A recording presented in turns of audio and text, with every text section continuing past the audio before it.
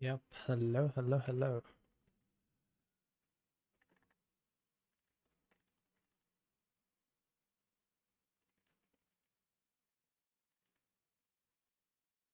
We we are back.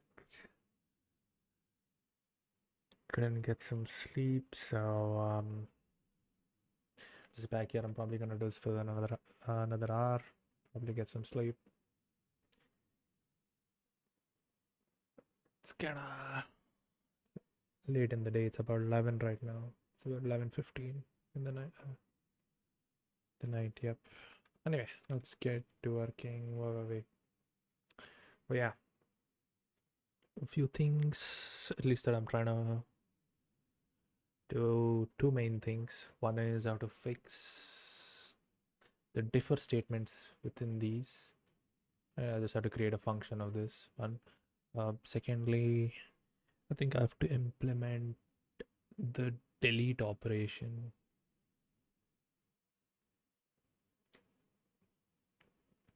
I don't think I'm gonna have an upload to Elastic. Yeah, I'll have it here.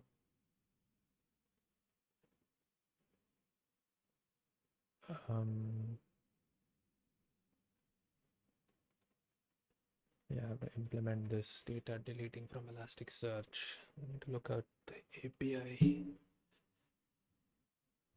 Okay, so I think let's first fix differs. Right.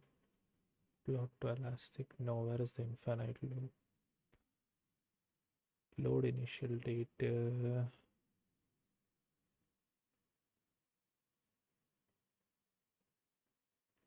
So do I do a differ here?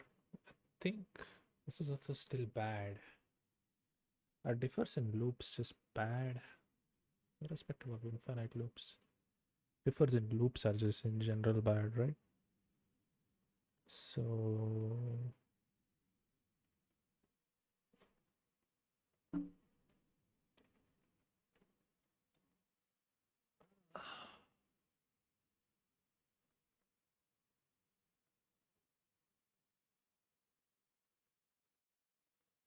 context dot background. Is it always context dot background? Damn, I've forgotten.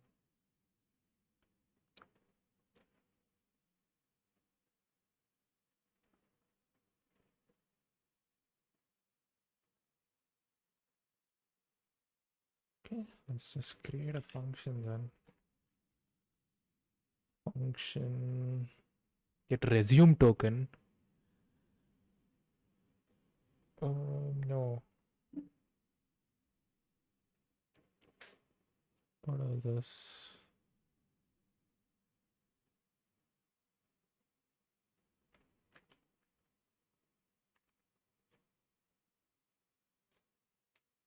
Execute elastic el elastic request. So that's just basically gonna take a type of request. Oh yeah, ES API index request. Now this again, there are different types of requests that go out, but all of them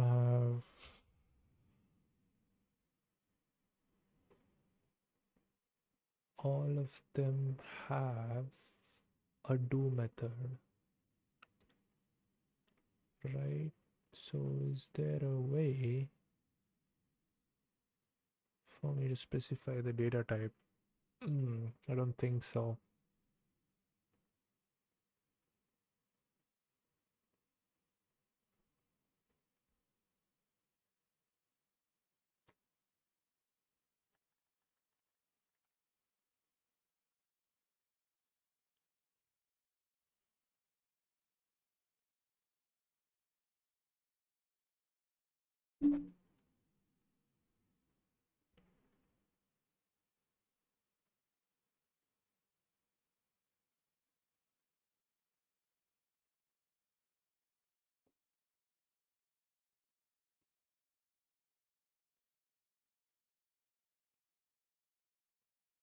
Okay, time to do a bit of reading.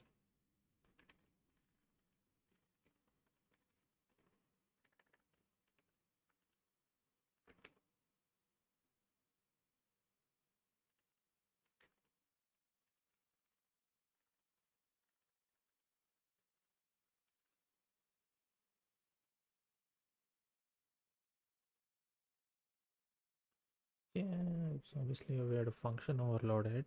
I'm just checking, is there a different implementation?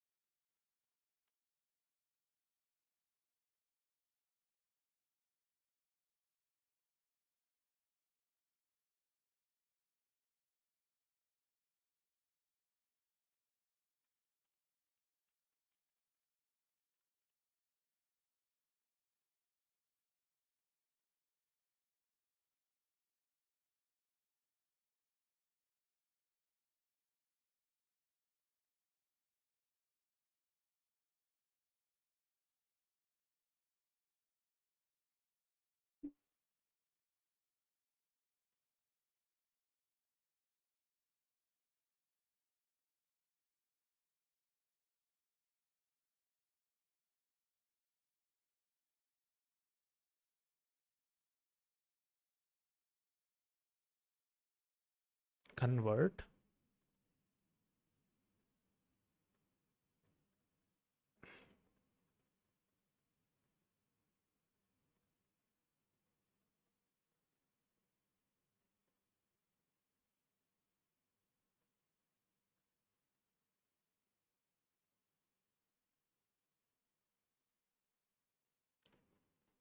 Again, I'm still declaring or data type I'm accepting. I just want to function without specifying the data type, right? I think I just might need to overload this.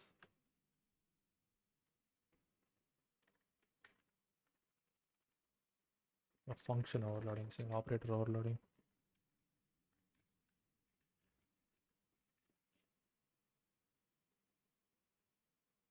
No, it does not. Rip. Method dispatch is simplified if it doesn't need to do type matching as well. Okay.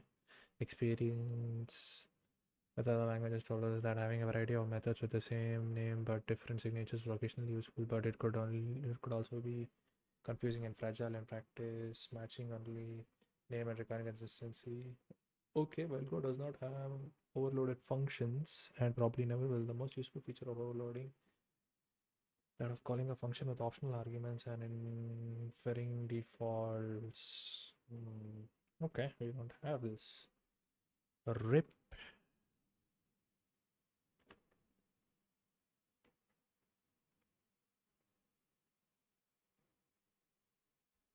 Okay, so from my initial understanding, this differ doesn't really free up memory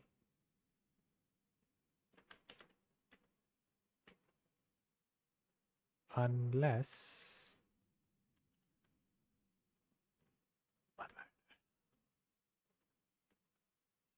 this differ doesn't really free up memory unless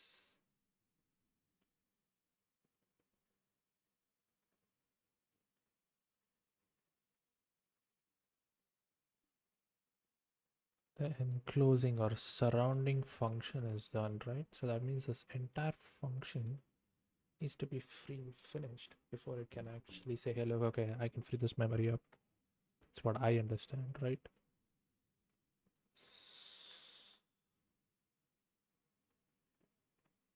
Let me just confirm that. When does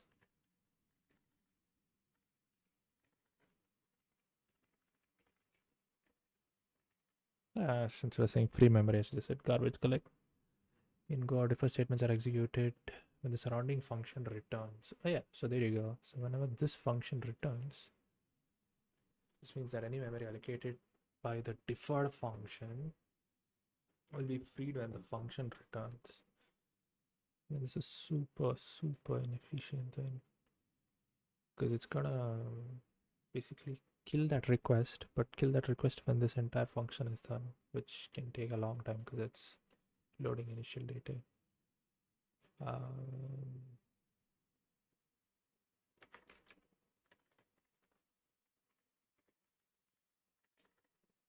TRUNCAT truncate index,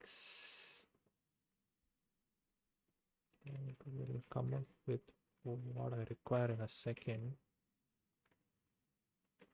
Right, do I require service config.index name? Nope. I just need ES index name, and here it's ES index name is a string. You are right, and I require ES API, or is that a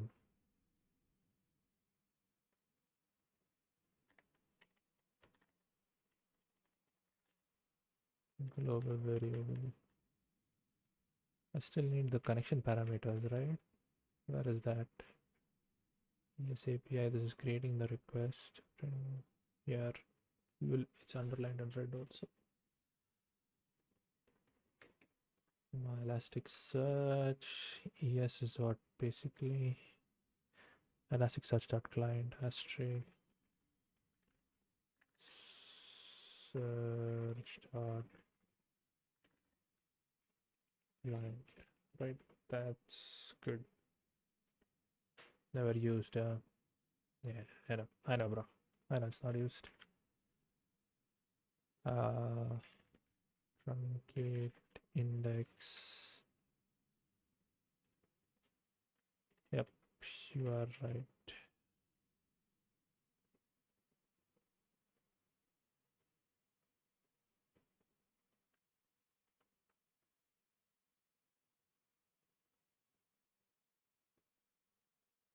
What?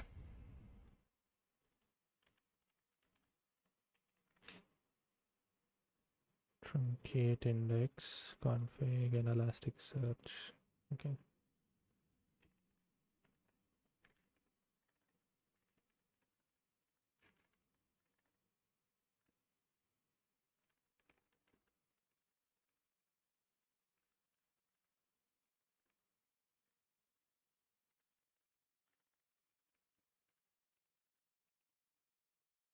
Right. Yeah. Cursor, mongo. We're good with that. I should be able to find a way to actually profile memory on this. Who knows if I might get ambitious tonight. I just might do that. For every request, differ. Now this is a horrible. Right. So just okay. We'll do that in a second, but I feel like this is a small section of code. But this I cannot really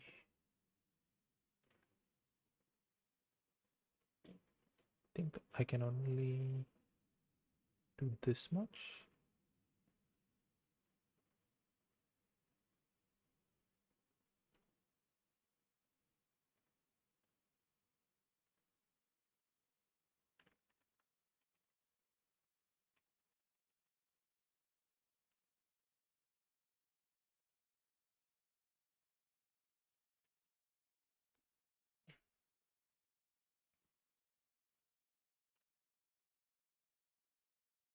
I haven't added, or I haven't done error checking here, right? I'm getting the index. If error, okay, I need to do a better job of this here, but all good.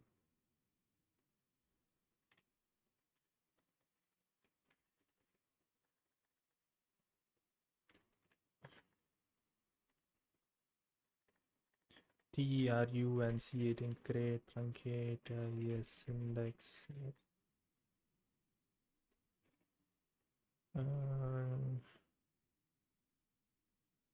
No documents were found.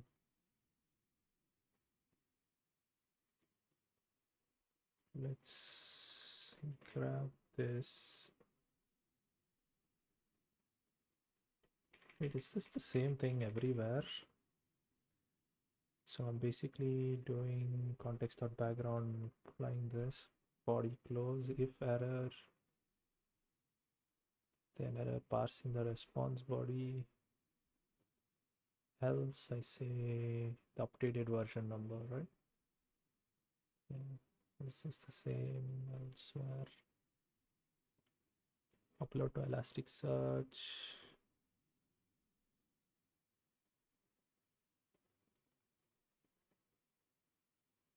Looks like the same bug differ, yeah, I know. So I'm just gonna take a request and perform.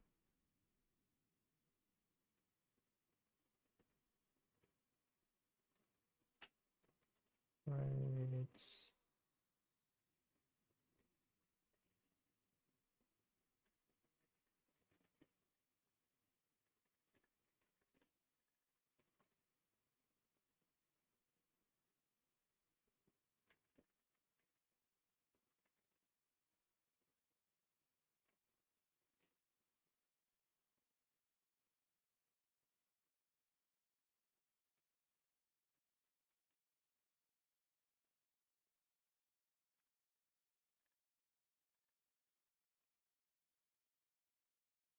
Function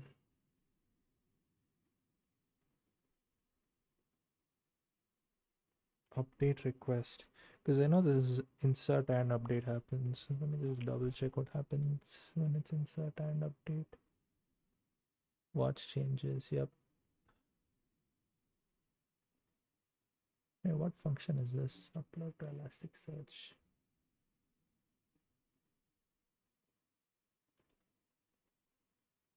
So it says upload to Elasticsearch if operation type is insert. Then this if update.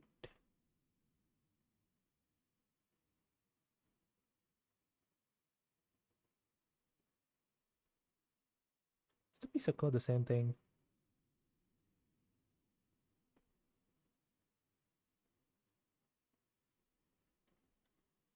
Okay, I think I should look at some programming paradigm for this, or what is it called? Programming pattern that I should apply here. But for now, whatever.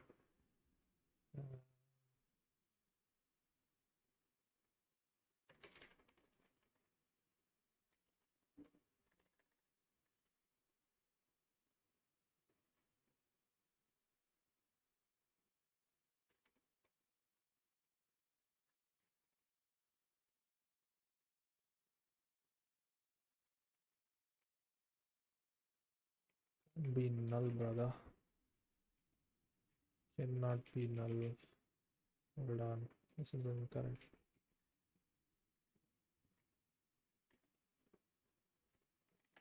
Right, yes, we do want a request, but that request. Wait, are all the requests the same?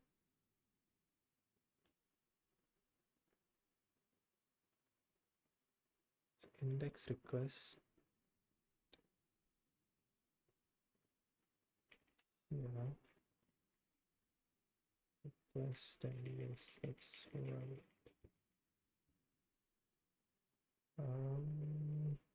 Index request here also.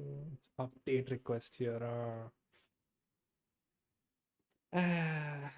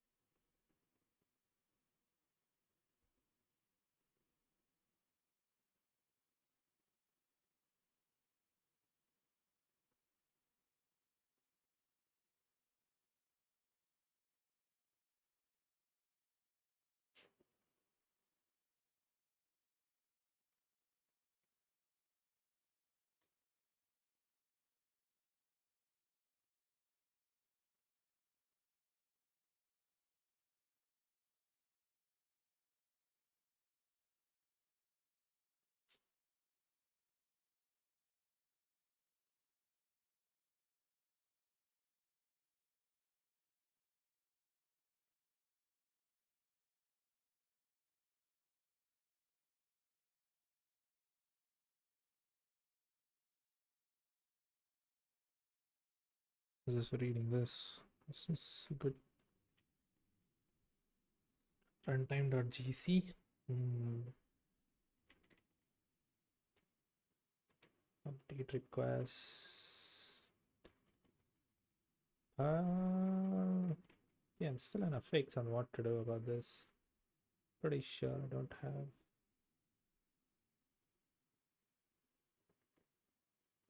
What type is it? Index request? No.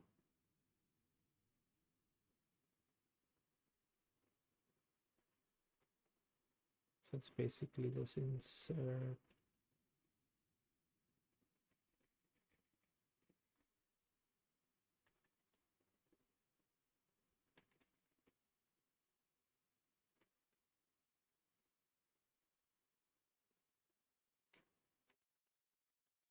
Insert in index. It's the correct option. Request. It's basically yes API. You are right on both. Yes API dot index request and Elasticsearch dot client. Client is basically the entire connection itself. Right. Result is undefined.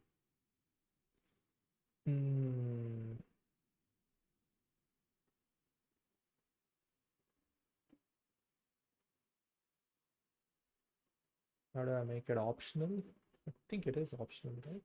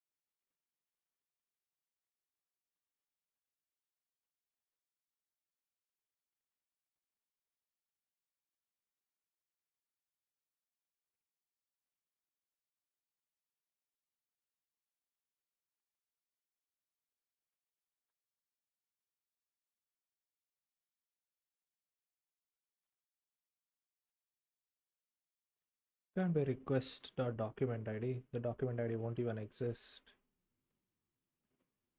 if it fails. It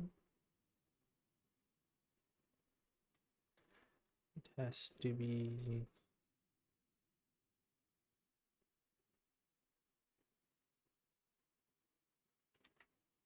document ID, right? And the same thing goes down in this underlying function.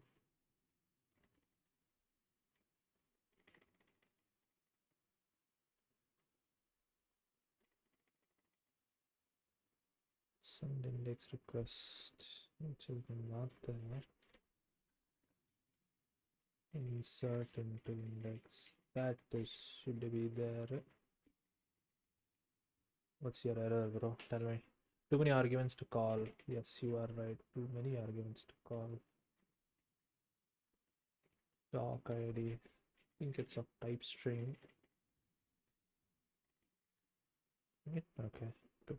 They're not yelling at me now. Okay. So from my understanding, this should technically, and I should return true or false. No, wait. Return false.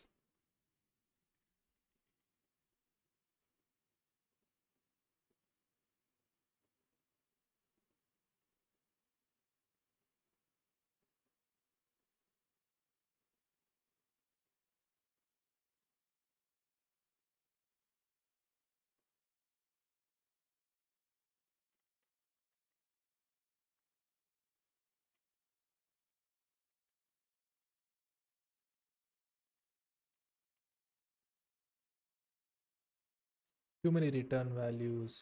Bool. and want.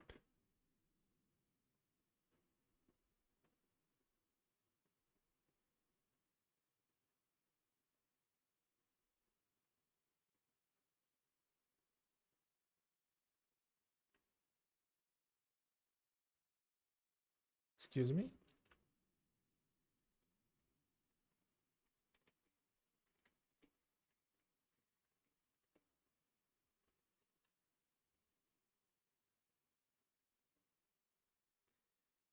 In a print function I'm writing to return a value based on the result of a switch statement. However, I'm getting the error too many arguments to return. Forgive me if this is a question as a simple answer, but I shouldn't matter how many arguments a function has. It's going to return one thing.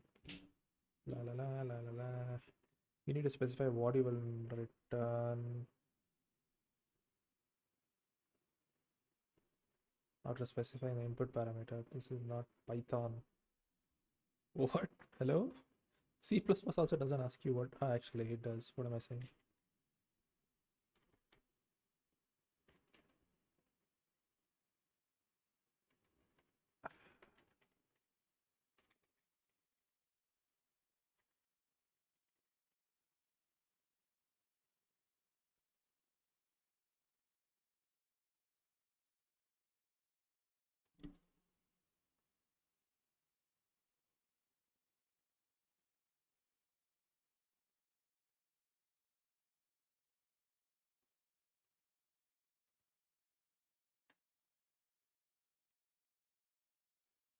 Okay, insert an index. We are good.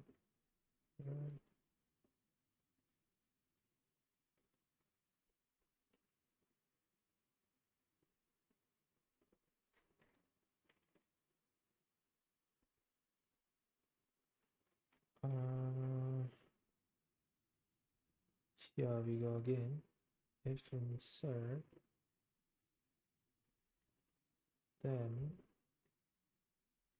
certain index. No.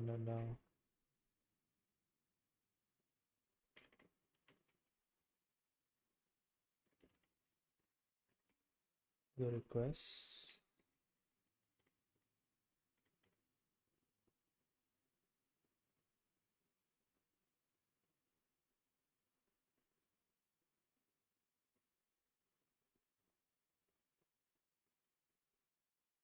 I think this is a interface struct. I mean, it's an interface instructor. Okay.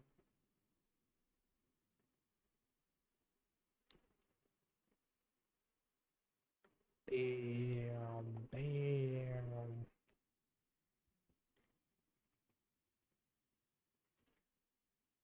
All these code need to go. All these code need to go.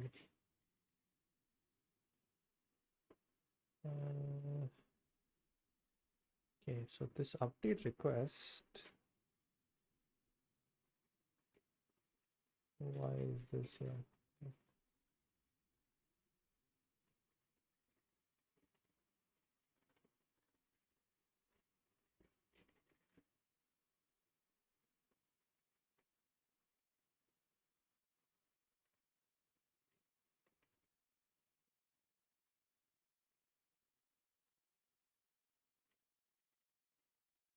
Okay.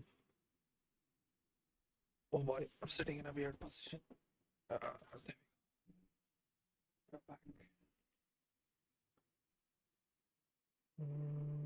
Where am I writing this? Insert an index. Update in index. It has to be the same thing. I don't think I'm taking document ID. We'll see.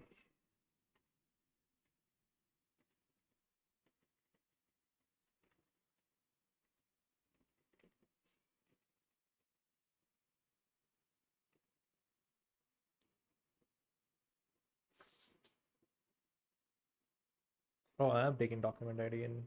Okay, that's good. Cut. ID.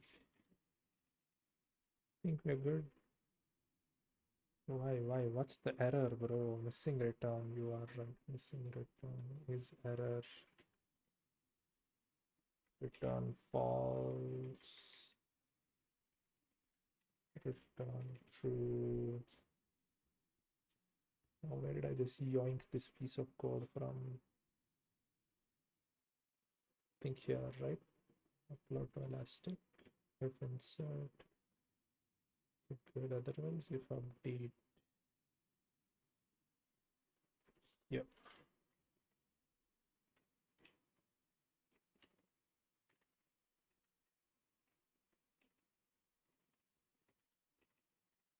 Okay. I think I should switch off Copilot for this. It's kind of annoying though. It kind of keeps filling. It's kind of hard for me to learn this. No. How do I disable forgo? Thank you, sir. Current resume token. What is this? A global variable?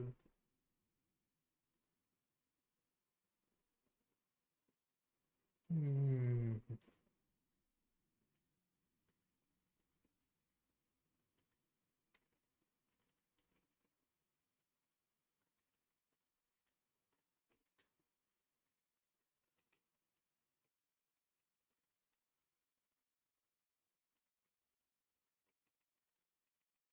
Okay, I have to check this. I think now both the differ statements should have gone away. That's excellent. So I'm definitely increasing performance on that end. Let me just commit this.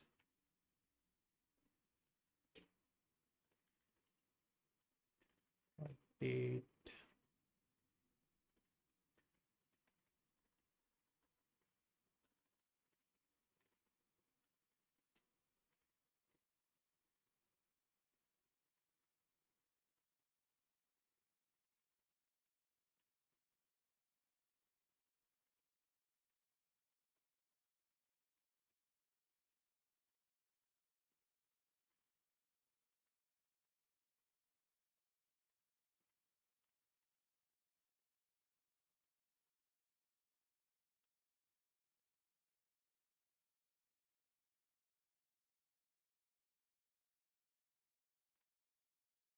Okay, that's done and good. I need to create a pull request on this, which I will do shortly. So you know what? Let me just create a PR.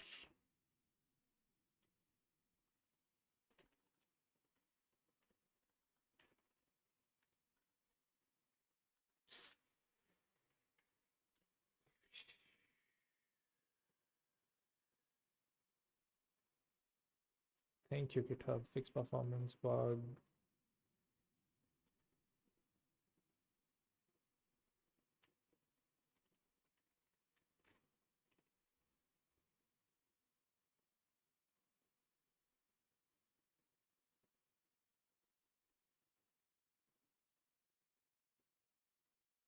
Why is it in that color? Oh, okay. It's running some tests.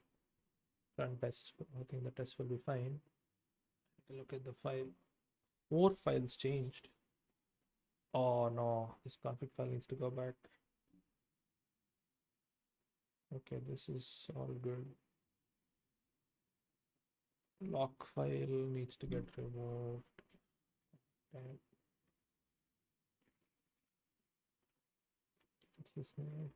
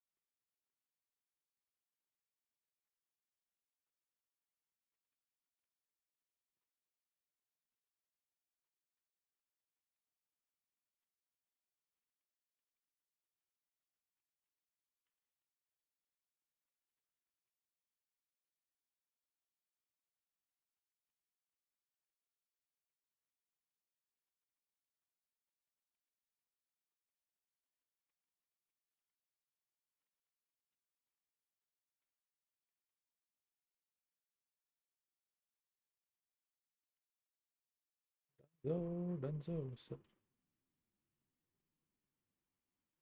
yep, go some main.go, whatever I've done. Okay, this is fine. Migrated away from the deprecated library. What have I added? Why is it telling I've changed everything? I've added truncate index is one of another parameters that you can put. Truncate and elasticsearch and truncate and oh, it's kind of aggravating that I've written there.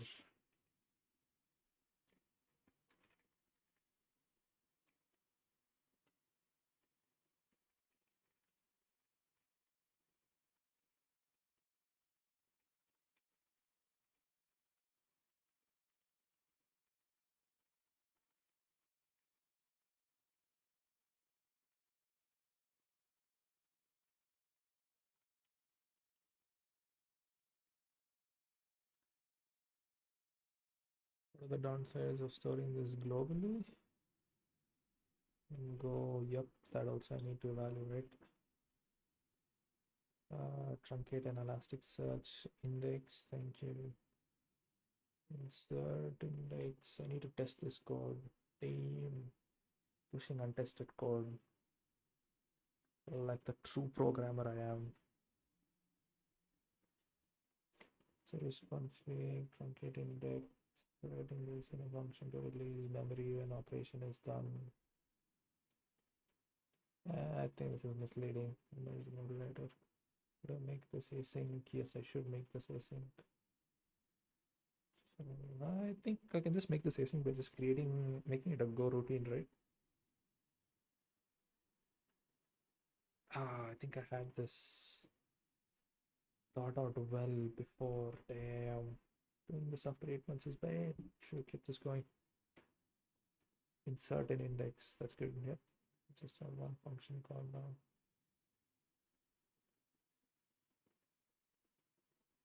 All of this just because I wanted this to run properly. Insert an index.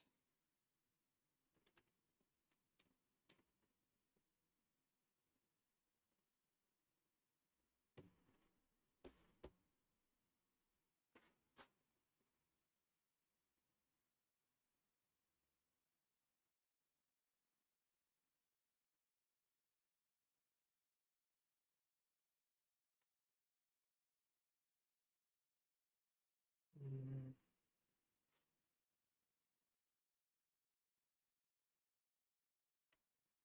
So here bytes of new reader response update request.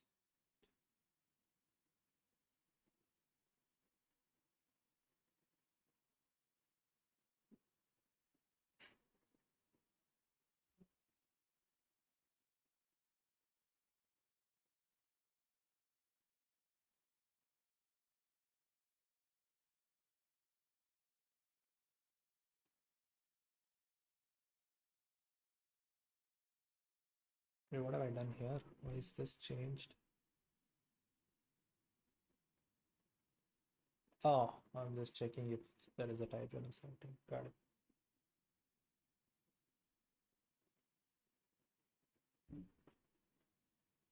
Check this later.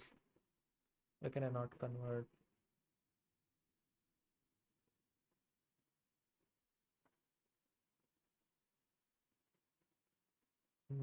Yeah, some other time. Oh yeah, technically this does never happen, right? Need to I do watch changes. Then watch changes is always just running. Right. Yeah.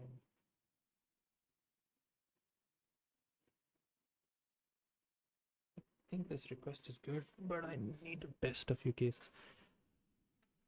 How do I write good test cases in Go?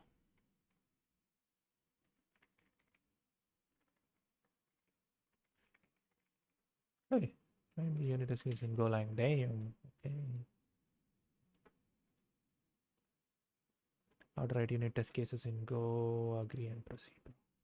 Keep my data. Not like it's already not there. Backend engineering. The author selected FreeBSD Foundation to receive Introduction as unit test function. That's a specific piece of code of a program package. The job of the unit test is to see the current animation. Blah blah blah. Previous user complete tutorial need the following. Code test command. Once you complete the tutorial, you'll have a working unit test, table based unit test, a coverage test, a benchmark, and a documented example. Familiarity with Go programming languages. Is it a tutorial how to code in Go for a broad introduction in Go language? Okay, Go version 1.11. I think I'm on 1.21, bro. Relax. Creating a single program to unit test. Make a directory math before you can write any unit test. You need some code to test and analyze. In this step, we'll make a right program that adds two integers. In subsequent steps, we'll check. You will use Go test to test the program.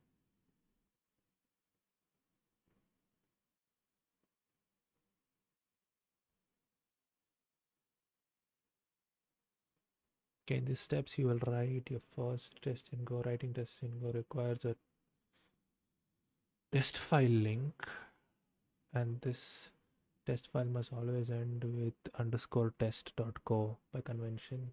Go testing files always located in the same folder or package where the code they are testing reside. These files are not built by the compiler when you run go build command, so you don't need to worry about them ending up in deployments. And as with everything in Go, the language is opinionated about testing. Go language provides a minimal yet complete package called testing that developers can use alongside the Go test command. The testing package provides some useful functions such as coverage tests and benchmarks, which we will now explore. Use the editor to create and open a new file called math underscore test go. The test function in Go includes the signature test. This means that all the test functions must start with the word test followed by a suffix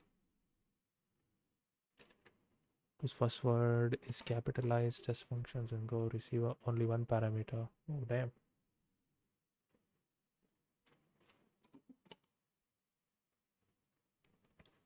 In this case, it's a pointer of type testing.t. The type actually contains useful methods that you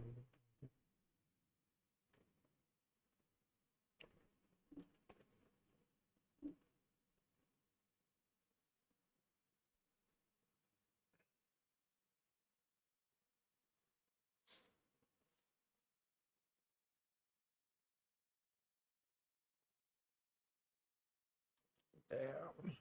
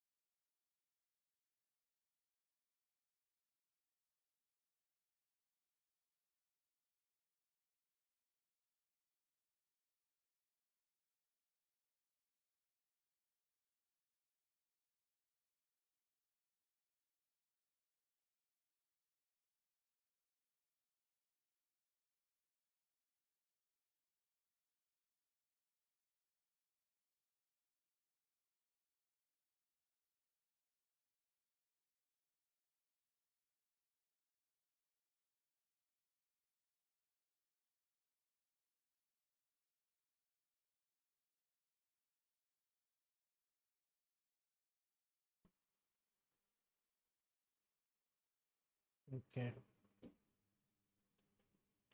We're back on this. Testing your Go code using the Go test command. In this test, you'll write a test code in the popular command. Helps you automate your tests, accept different flags, and configure your test you wish to run. However,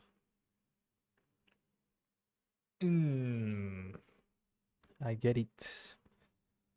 Gonna be testing services.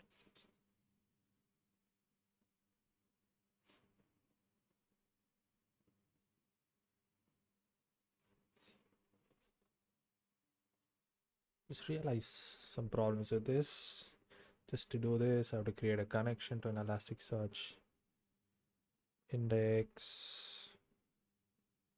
Can't pass the parameters, so I have to write the same damn code every single place.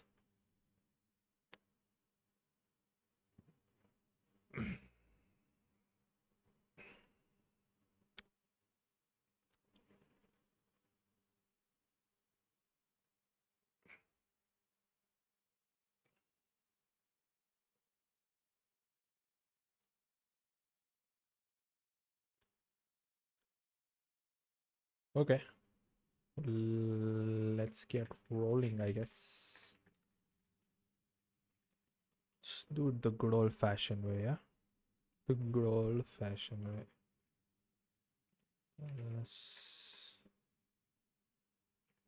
Say go run. Oh, frick. Panic interface conversion is nil, not. Oh. Map string interface. Ah, yeah, I know. I understand what the problem is. CP test config dot config.yaml. I needed to actually tell a different error there.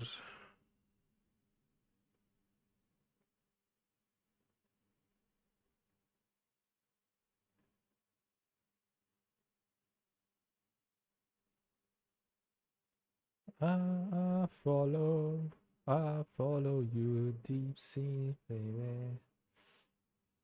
Oh, I think I know why the version numbers are getting higher every time I run this. That's because I'm passing the same underscore ID to them.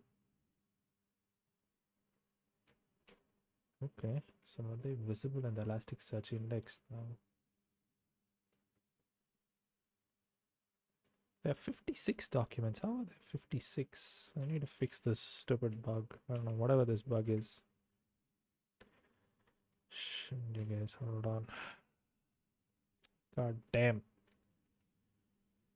56 documents here, but there are just 55 in the MongoDB database. I can't show you my MongoDB database. It's on a different capture screen, which I'm honestly too scared to share. But it's all good. Going back to the terminal, I just run python main.py. It should just start simulating every, let's just say every 2 seconds, right? There's an update. Oh, another update. An insert. There's a delete operation. You have an update. Again, an update. Well, what are the odds? There's an update again. Update again. Insert. Update again. Okay, that's quite a lot of. Update.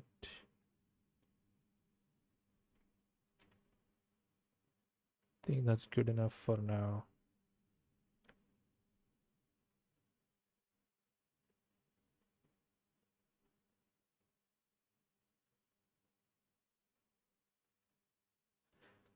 These line numbers. God damn, I've forgotten what code is in Python. Let's go here. It's line number. Damn, I have my line number at all set. All good. Update user data.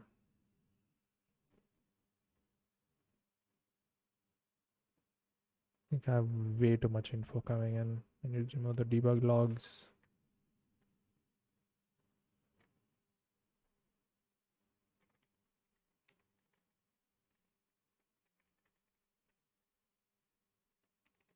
Was good, right? Yeah, it was good enough.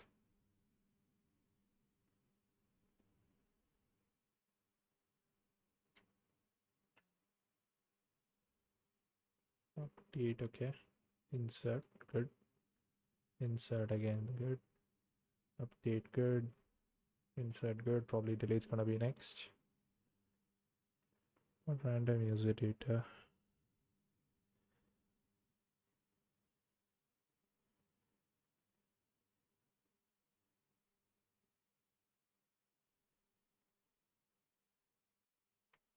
Okay, all good. It's working good. It's working good. It's working fine. I'm just gonna merge the pull request somewhere in here. Hopefully the builds are good. Nice.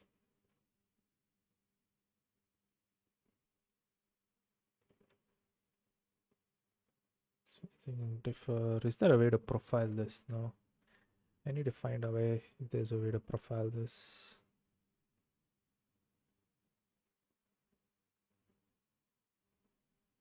Right.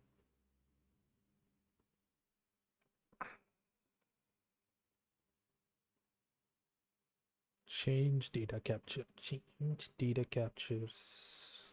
I'm pretty sure the official supported Elasticsearch one also is change data capture, because there's no other way that they'll be able to read any of the data off apart from just reading off of the CDC log.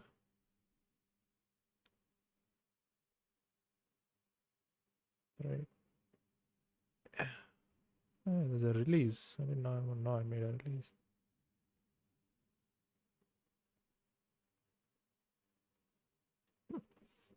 Probably just wanted to learn how to.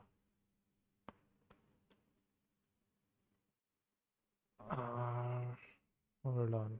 Where is my Docker file still good? I think it holds good. I need to create the Docker and test it out. There's my main.go. Oh yeah, implementing this, that's for another time, bro. It's too much work. Can't really implement that.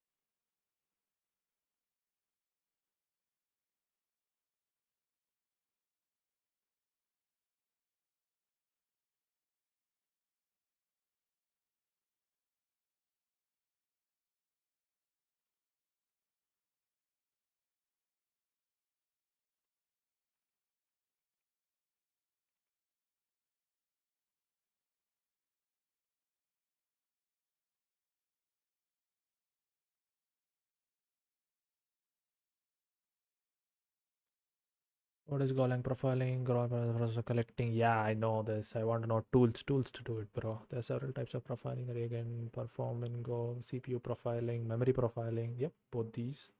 Concurrency profiling, measure the performance of a program when using multiple Go routines or channels. I think I'm using multiple Go routines when there are when it's reading off the CDC log. I'm pretty sure I'm not doing it when it's reading data of bulk memory profiling, amount of memory being used. Yeah, I'm aware. I used to do this for CES. I think I did this for I was implementing GEM. CPU profiling measures the amount of time spent executing different parts of your code. It can help your code function. Profiling and got typically done using Google developed tools. PPROF. Hey, I think they use this even in.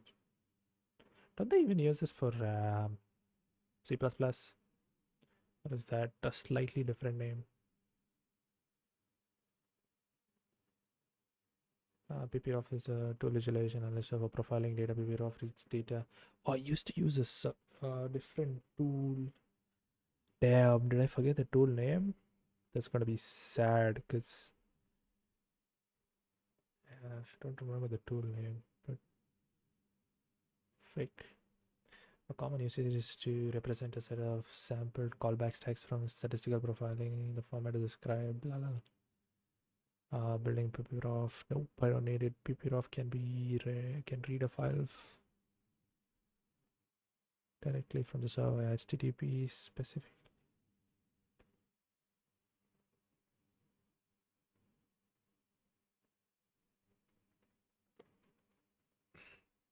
Oh, I have to build this. Okay, generate a graph in SVG.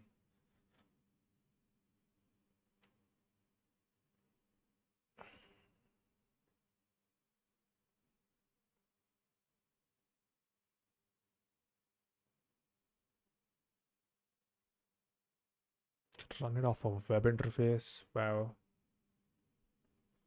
Yeah, I've used perf. Yes, perf was one command that I remember using prior to actually profile C code. There was another tool with perf that I used. So viewing disassembly on Windows. Nah, fuck Windows. I can just use GCC, not GCC. What's the C GNU debugger? GDB. Yeah, there we go. LLVM or GCC must be installed, so required tools like NM. NM is the wait, isn't NM like a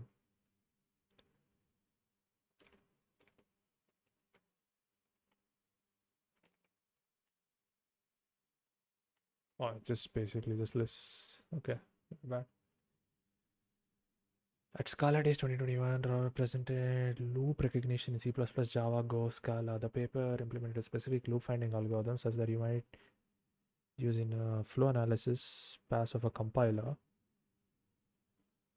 in C++, Go, and Scala, and then use those programs to draw conclusions about typical performance concerns in these languages. The Go program presented in that paper runs quite slow, making it an excellent opportunity to demonstrate how to use Go profiling tools to make a slow program make and run faster. Excellent.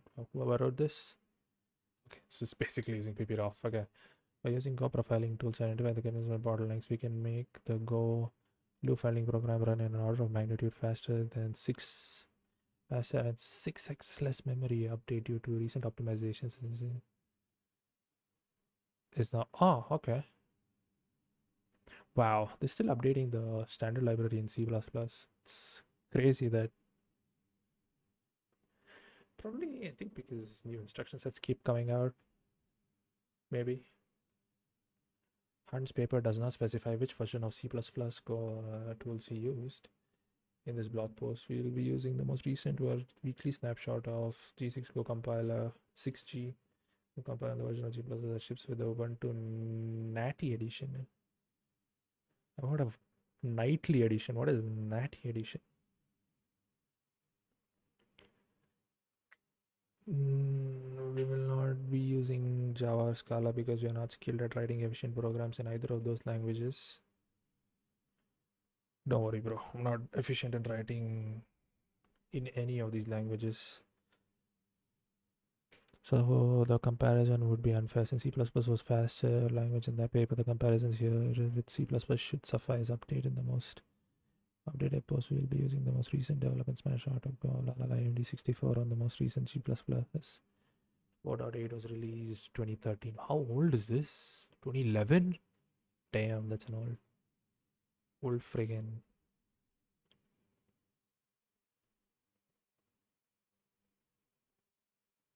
profiling, tracing, debugging. Oh, they've got everything in here. Go version sudo bash catx time la la la prof web a small fragment of the full graph look like this.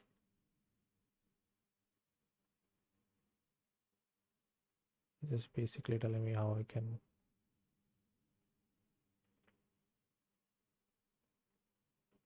first class functions in Go. Yes, first class functions in Go. Actually just read about first class functions quite a few days back. New to Go, often surprised by the support of function types, functions as values, and wait, are even first class functions are possible in Go? It's like that they're just bound to a particular data type, right? Like I cannot pass in or function and a variable data type. This has to be.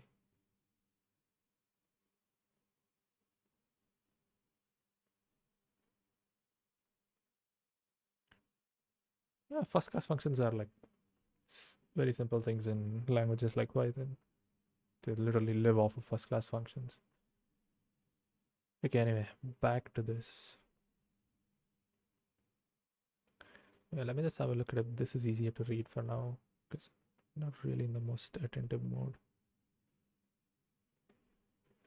Introduction. The Go ecosystem provides a large API tools and diagnostic tools to performance. This space summarizes the available tools and helps Go users pick the right one for the specific program. Diagnostic solutions can be categorized into the following groups: profiling, tracing, and debugging. Yep, these are the three main things that you want to do. Runtime statistics and events. That's for production, bro. Some diagnostic tools may interfere with each other. For example, precise memory profiling, skew CPU profiles, and Go routines. Logging profiles affects the scheduler trace. Of course. Use tools in isolation to get more precise info. Profiling this tool is used for identifying expensive and frequent calls to sections of code. The Go runtime provides profiling data in a format expected by PPROF. What do you call it? PPROF or PPROF?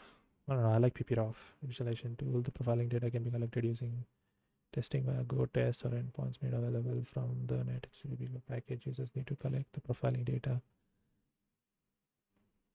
and use a number of tools to filter and visualize the top code paths.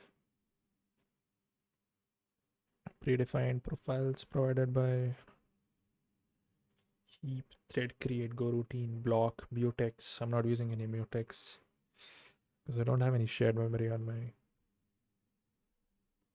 program. What other profiles can I use to profile Go programs on Linux? Puff tools. Yes, puff tools are the ones that I've used for C++, C and C++, not C++ that much, but C. Can use for profiling Go programs, Puff and profile, unwind, C Go. Wait, does the Go compiler give me the same level of flexibility as what GCC gives? Like unwinding loops? Let me check. Loop unwinding in Go.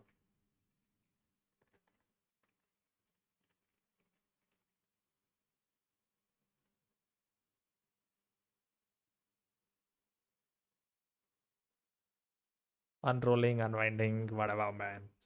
I am currently looking at a topic for my master's thesis. Stumbling across one question came to my mind. Does it feature loop optimizations like loop unrolling interchange? Got some experience with. Yeah, how old is this? 2011. Okay, optimizations using loop.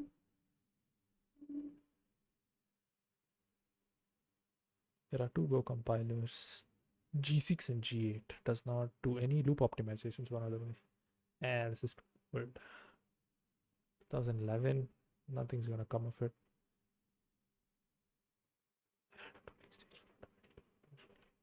Damn, this ticket is still open. Okay, how far is the talks come to? I think there's still a valid use case for this feature, especially for more performance sensitive Go applications. At very least, we can provide an option for Go users to enable better performance at the cost of larger binary size. I mean, but are there really jobs that Go like significantly benefits? I see languages like C and C++, they can really benefit because they write it for machine learning tasks. And I think I remember watching, I do remember watching, like, what's his name? The head of Comma AI. It was just, I think he was programming the transformer, and he was just showing how.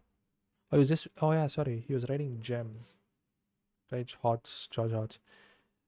He was writing the Gem in the library, and he showed how loop unrolling actually helps in matrix multiplication, which is pretty cool. So I'm not sure if Golang is used. A very simple niche debugging of the providing option. You can select the appropriate optimization levels depending on much compile time. Co-users to enable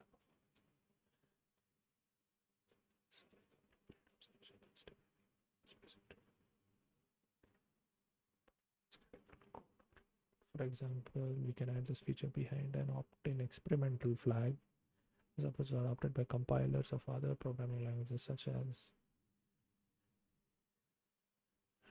Oh, it's closed? What? Why does it say open on top? Oh, mention this issue. Okay.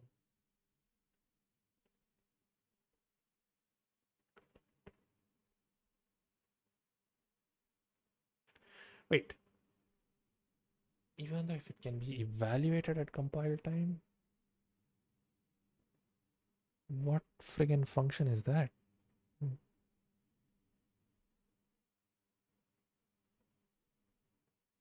What version of Go are you using? I wonder, a pretty recent one. What operating system are you processing?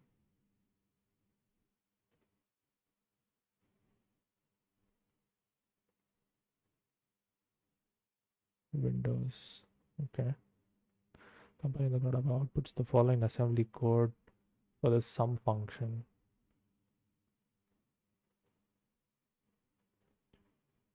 Jump 16.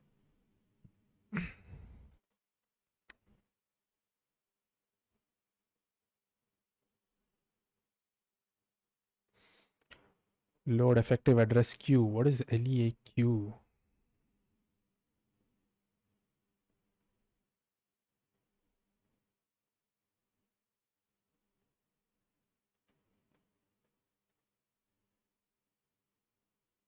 What?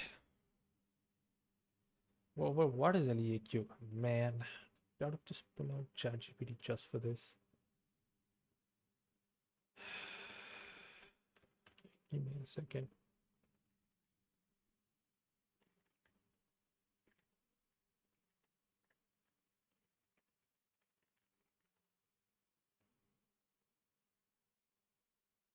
Load effective address quick. What the fuck is quick? How can you load effective address quick in x6 and x86 assembly language instructions? Wait, it's a 32-bit architecture.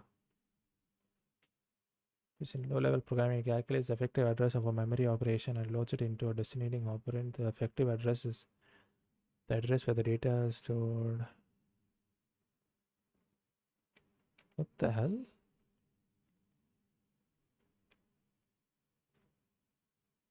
LEAQ. Load effective address quick. Whatever instruction set that this guy is having. Forgotten. I think it stores from here to here, right? AX is the accumulator. Yes, A is the accumulator. B is the base pointer. C is the counter, and D is the data. That's how I remember it.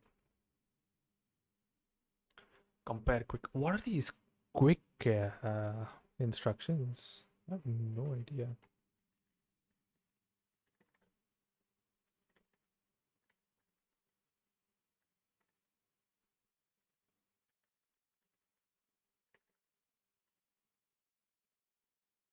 No, not easy assembly. No, no, no, no.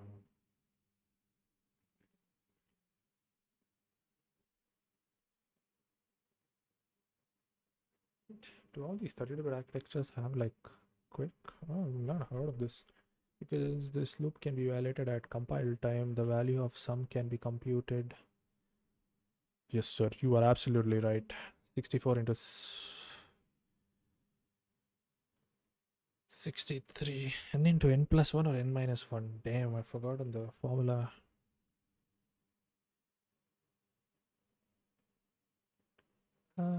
Follow. See, what does he say? True, we don't do this optimization. It is possible that this optimization could result as a side effect of. It is possible that this optimization could result as a side effect of loop unrolling or other related optimizations.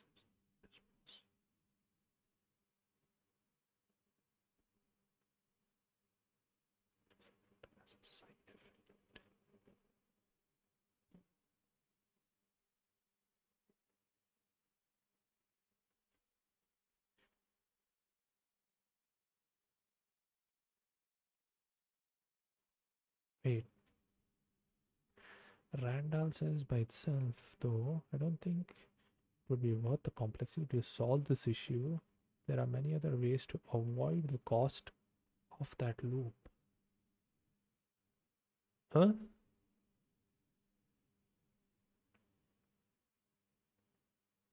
Code generation.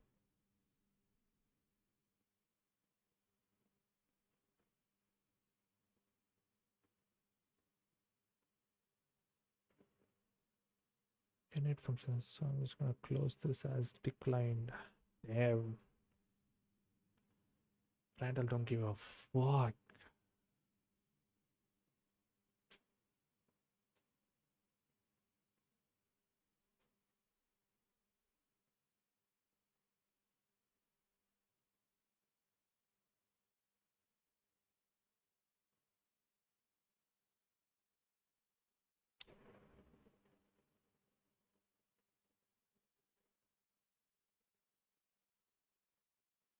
Activities private. What's with all these private activities?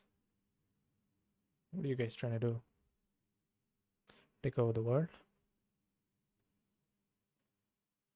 Okay, anyway, pp off. Back on track. What are the profiles I can use? Perf tools. Can I profile my production services? Yes, it is. So you have to profile programs in production, but enabling some profiles adds cost. You should expect such performance downgrade. Performance penalty can be estimated by estimating the overhead of the compile of the profiler before turning it in, before running it in, turning it on in production.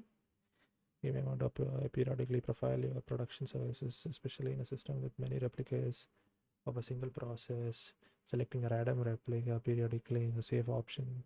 Select a production profile, process, profile it for X seconds, every Y seconds, and save the results in visualization analysis. Damn. Okay, let's just do go build, and hopefully it just builds.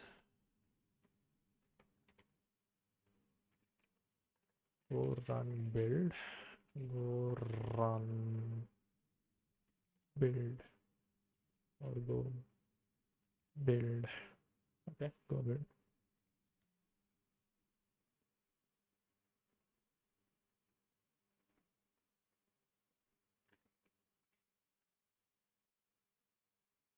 Why does it say .git though? Kind of annoys me. Why does it say .git?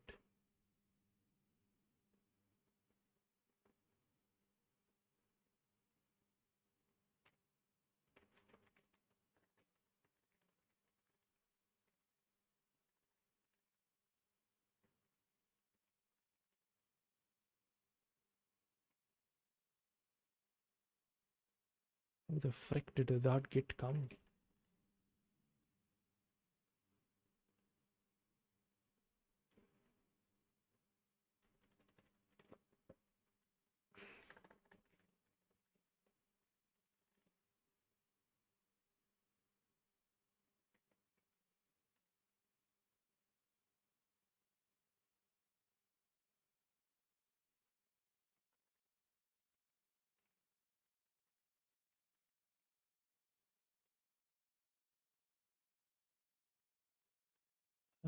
I follow. I follow. I need to install pprof. Oh wait, this is the one. gprof. Isn't that for C? I'm pretty sure. Let's just go back to pprof. Install pprof. Installation, building, pprof, basic usage, filing data. Is there no package manager I can use to install this?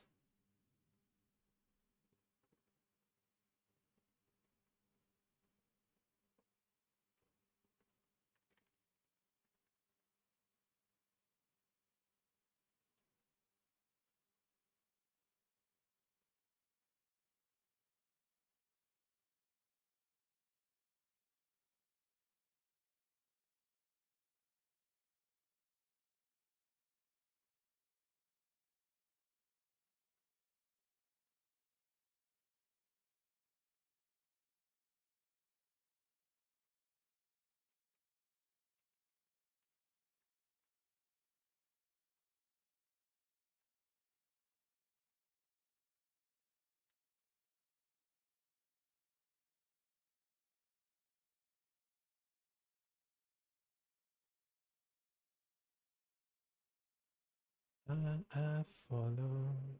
I follow. Text.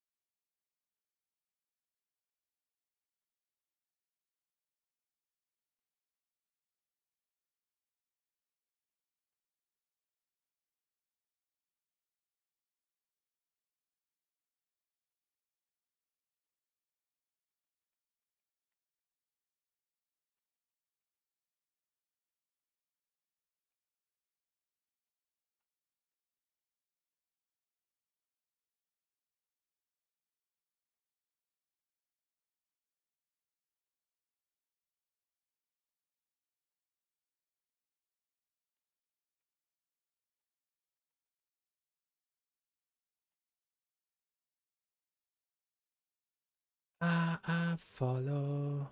I follow you, gypsy.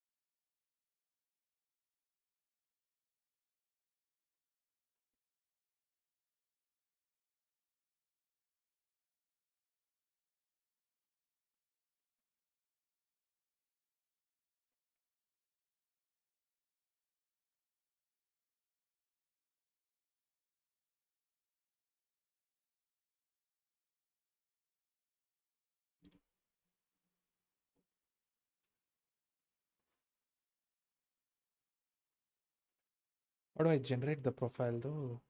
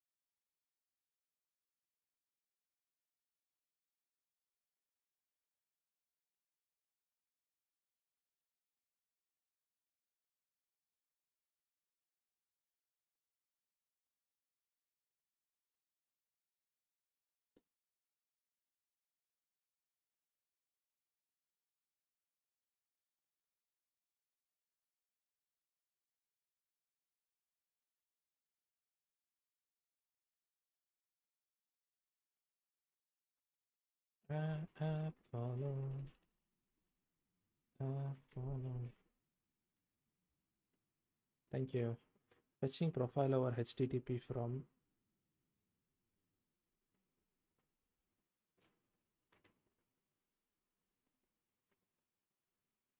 debug pprof profile.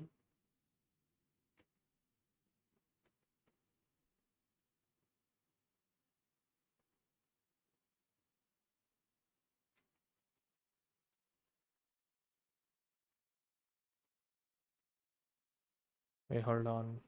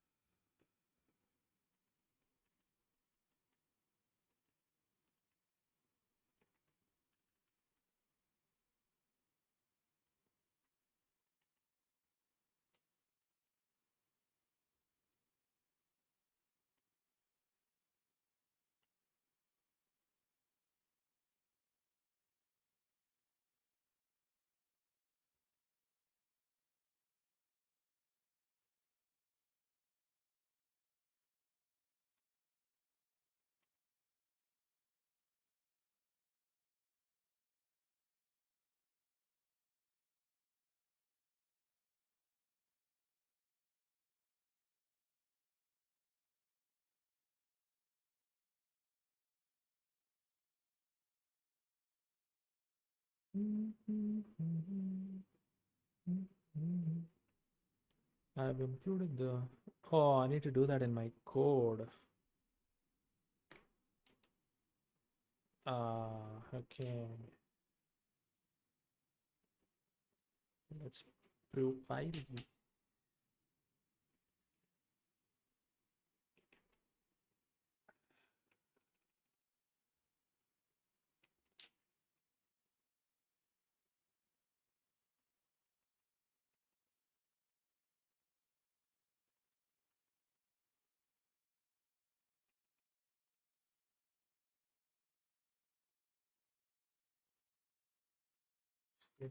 Specify that.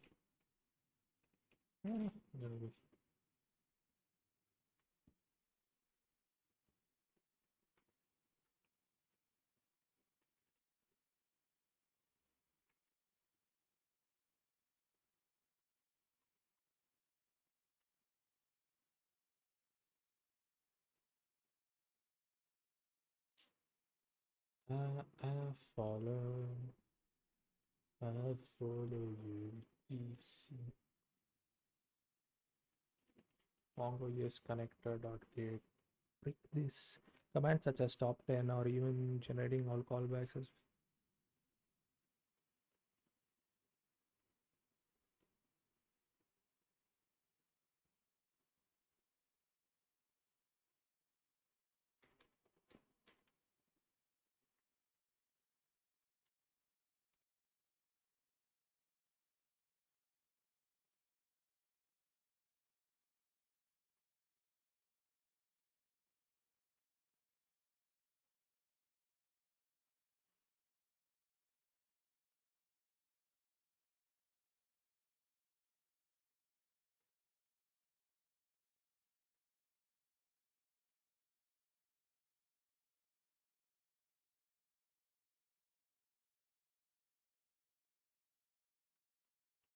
Chat GPT. Here you go.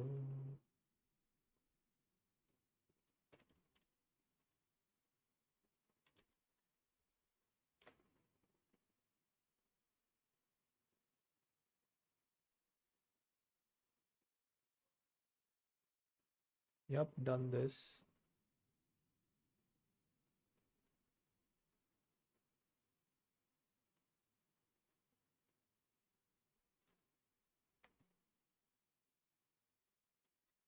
I'm dumb. I was wondering where do I post this? I have a main function.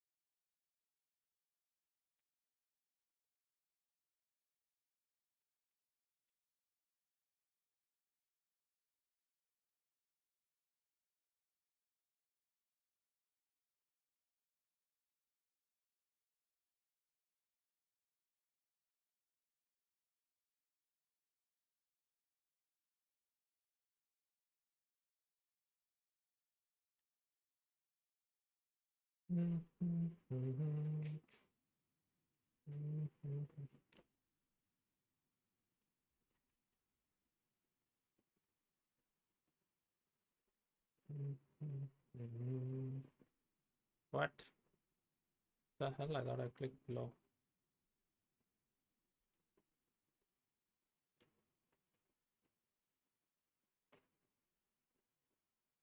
Where is it downloaded though?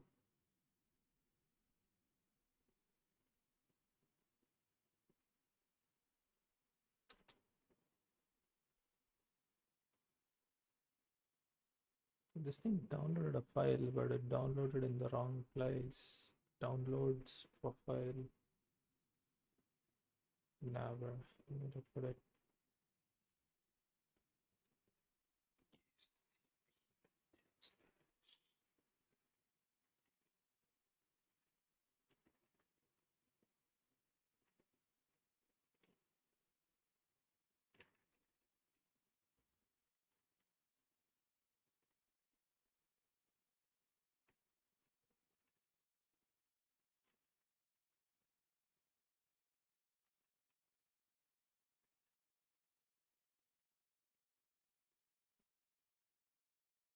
Bad tool name.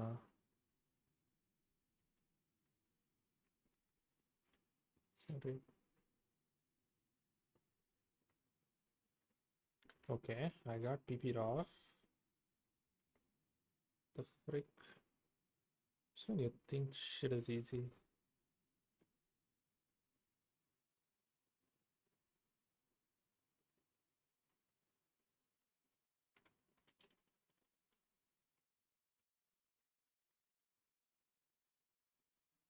Ah, yes. There we go. We have a full dump of all.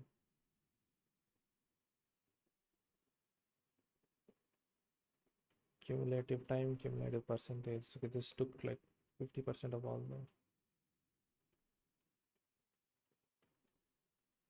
Okay. Good luck to myself reading this. Where is the main function call? Malloc GC garbage collector. I don't think that's the thing.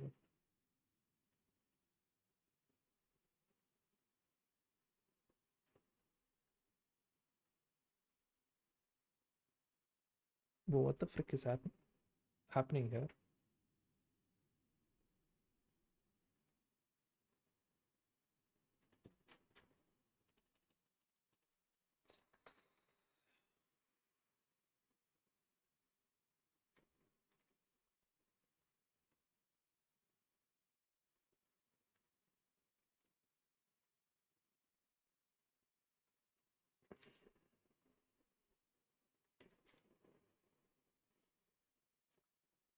Hmm?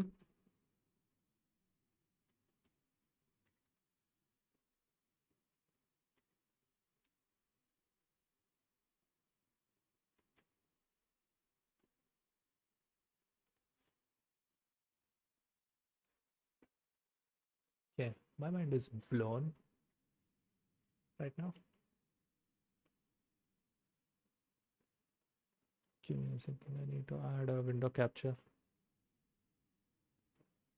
Ah.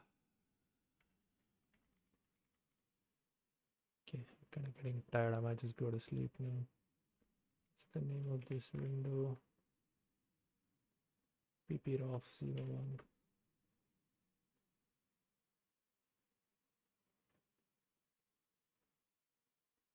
Think you guys are able to see the new pprof. Yeah, that's good. Examine what the freak is happening here. Coco routine queue. Sync. Okay, these have mutexes, yes. I didn't want to write all this BS. But yeah.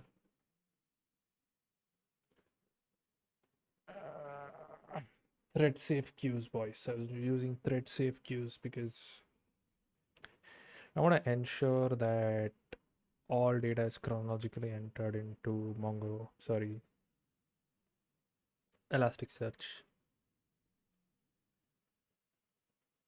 right? Just because I don't want let's just say two updates are coming in for the same document, right? You want them to go in the same order that they've entered into the application, right? Otherwise, you'll have inconsistent states between your database and Elasticsearch, which obviously none of us do want. But yeah. Okay, this is a good profiling, but yeah, I don't think I can sit and interpret this. Can I look at when garbage collection happens here? GC bits. 1 second. This should be okay. When they run this profiler, I think I need to create a more um,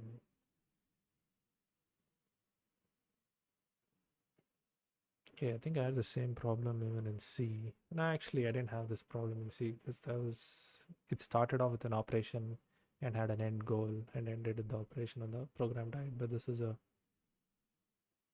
loop that's running forever, right?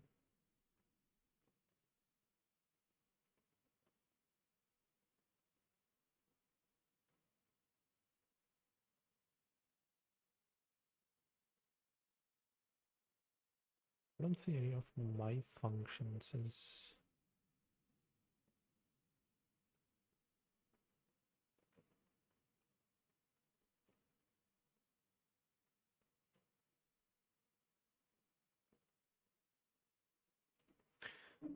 damn, it'd be nice for GPT-4, right? You could just feed this in and I'd never have to worry about.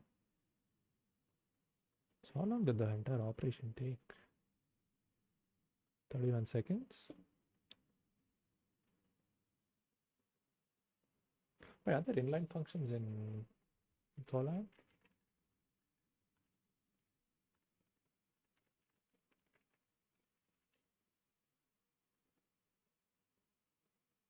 Anonymous functions in golang?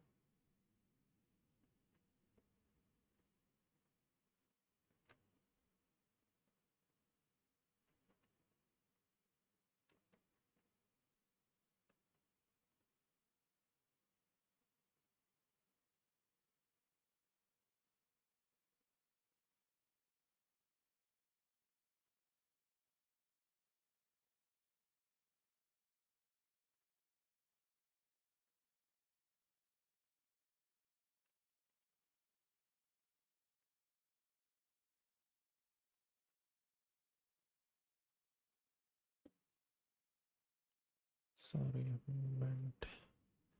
Okay, anyway, we have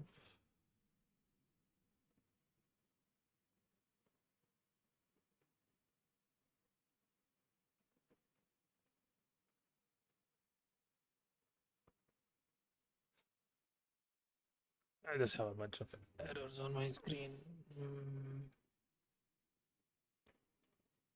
Okay, anyway, I think I'm done. Oh, damn. Streamed like an hour longer than I should have. Frick, I thought I'm getting my sleep schedule back in track. Tonight at least.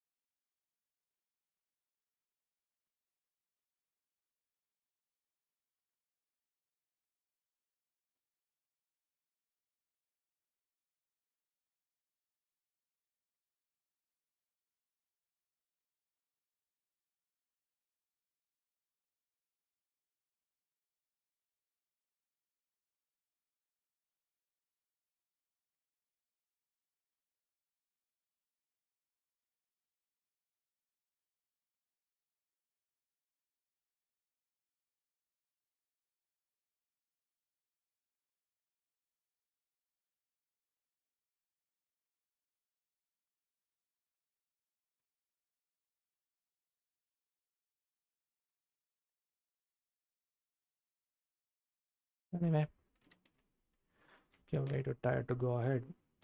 I know I really wanted to interpret this data, but I guess it's for another day. I'll probably not stream. I wanted to stream tomorrow, but yeah, some things came up, unfortunately. Anyway, don't think I'm going to be streaming through the week because I have a lot of things that I want to get done through the week. But yeah, I think next I'll be streaming next Friday. Maybe not, doubt Friday. Saturday. Next Saturday. See you guys.